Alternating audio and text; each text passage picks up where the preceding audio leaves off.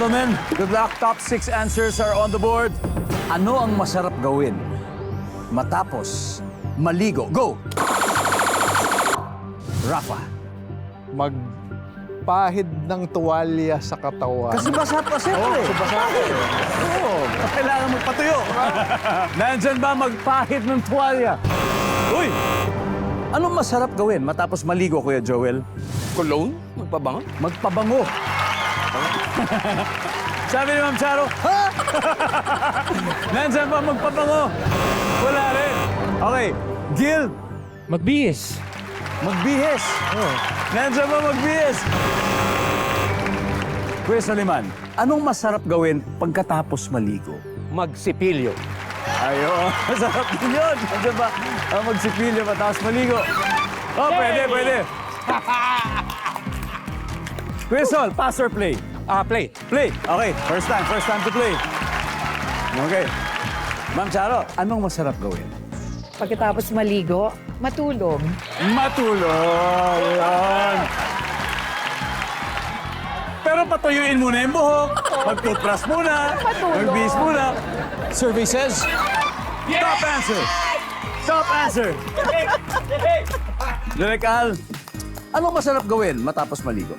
Kumain.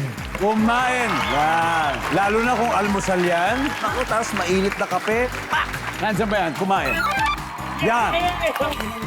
Kuya Joel, masarap gawin matapos maligo?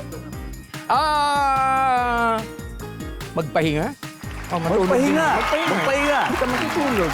Kasi yung matulog, nakahiga. Pwede ka namang magpahingang nakatayo. Pwede naman yun. Survey says, wala magpahinga. Kuya Soliman, masarap gawin matapos maligo? Manigarilyo.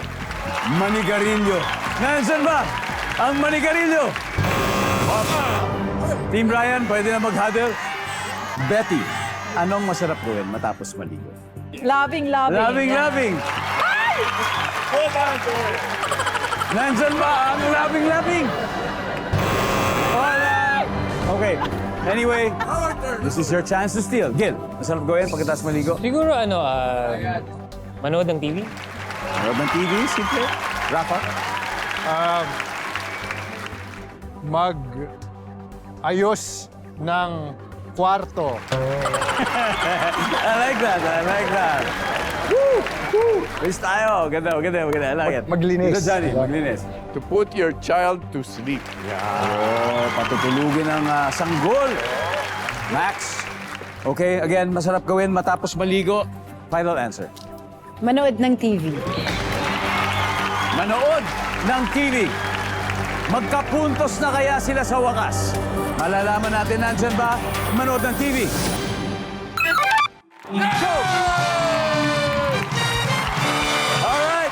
Tignan natin, meron pang mga hindi nakuha. Number 5. Ano siya? Alis siya ng bahay. Number 4. Magkape. After 3 rounds, ang Team Betty 153 points. Team Ryan 122 na. Bye.